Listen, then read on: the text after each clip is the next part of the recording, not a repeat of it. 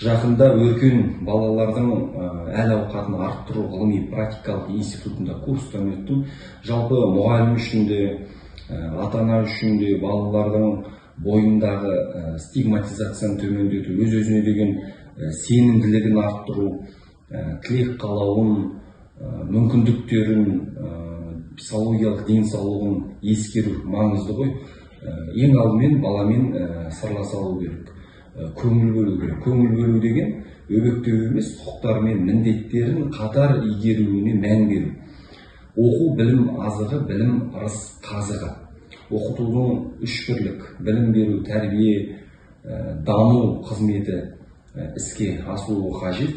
Мектеп қабырғасында тек пән бойынша білім беру емес, сондай-ақ оқу мақсаты белгілі бір адами құндылықтарға да негізделеді. Құндылықтар игерілсе, тәрбие беру ісі жүзеге асады, моральдық нормаларды меңгереді.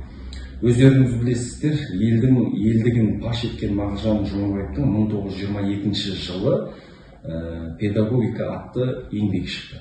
Біртуар тұлға кітапты шамам келгенше қазақ жанына қатыстыруға тырыстым дейді. Әр тәрбиешінің қолданатын жолы ұлттық тәрбие екенін айтады.